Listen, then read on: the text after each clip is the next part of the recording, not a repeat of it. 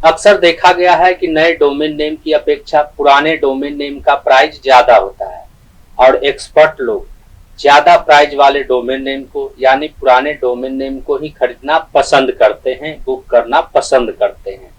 यानी जो domain name पहली बार सर्च किया गया हो उस डोमेन नेम का प्राइस कम होता है और जो डोमेन पहले से यूज किया गया है और यूज होने के बाद वह एक्सपायर हो गया है तो उस डोमेन नेम का प्राइस वहां पर ज्यादा दिखाई देता है।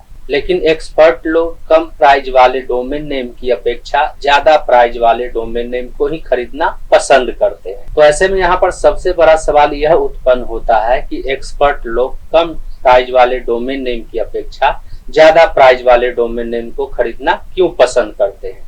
तो आज के इस वीडियो में हम इसी टॉपिक के ऊपर बात करने वाले हैं। नमस्कार दोस्तों, मेरा नाम है मंटन शर्मा।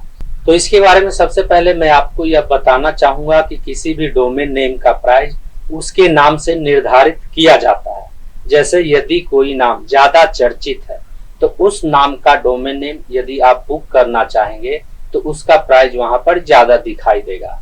और यदि कोई ऐसा डोमेन नेम जिसका नाम पहली बार सुना गया हो या फिर 2-3 नामों को जोड़कर एक नाम बनाया गया हो, उस डोमेन नेम का प्राइस वहां पर कम दिखाई देता है। और इस तरह के नाम वाले डोमेन नेम को वेबसाइट में ऐड करने के बाद उस वेबसाइट पर शुरुआती में ट्रैफिक लाना थोड़ा मुश्किल हो जाता है, क्योंकि लोग उस डोमेन नेम को सर्च नहीं कर रहे हैं, इसलिए उस वेबसाइट पर शुरुआती में ट्रैफिक लाना थोड़ा मुश्किल हो जाता है।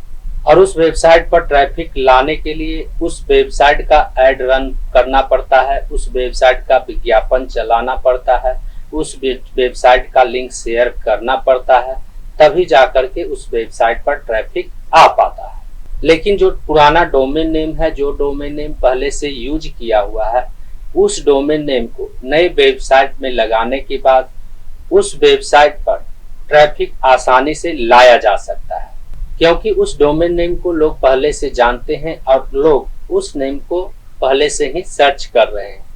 और जब लोग उसे सर्च करेंगे तो जाहिर सी बात है कि वह वेबसाइट भी सर्च लिस्ट में दिखाई देगा, और जब वह वेबसाइट सर्च लिस्ट में दिखाई देगा तो उस पर भी लोग विजिट करेंगे, उस पर भी ट्रैफिक आएगा।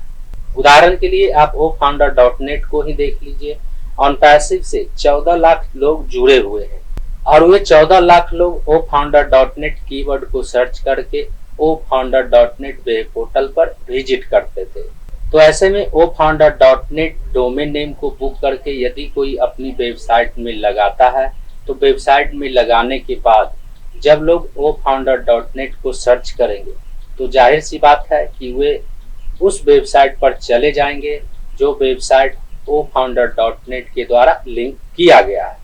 तो पुराने डोमेन नेम को बुक करके अपने वेबसाइट में लगाने के बाद वेबसाइट डेवलपर को यह एक फायदा होता है, उनके वेबसाइट पर ट्रैफिक बहुत जल्दी आना शुरू हो जाता है। पुराने डोमेन नेम को अपनी वेबसाइट में लगाने के बाद उन्हें अपनी वेबसाइट पर ट्रैफिक लाने के लिए उतना मेहनत नहीं करना पड़ता है, इसलिए नए डोमेन नेम की अपेक्षा पुराने डोमेन नेम का प्राइस ज्यादा होता है और एक्सपर्ट लोग नए डोमेन नेम की अपेक्षा पुराने डोमेन नेम को ही बुक करना पसंद करते हैं। जिन्हें अपनी वेबसाइट पर बहुत जल्द ट्रैफिक लाना हो वे लोग पुराने डोमेन नेम को ही अपनी वेबसाइट में लगाना चाहते हैं। तो उम्मीद करता हूं इस वीडियो में दी गई जानकारी को आप अच्छी तरह से समझ गए होंगे। इस वीडियो से संबंधित यदि आपके मन में कोई सवाल है तो आप हमें नीचे कमेंट में पूछ सकते हैं।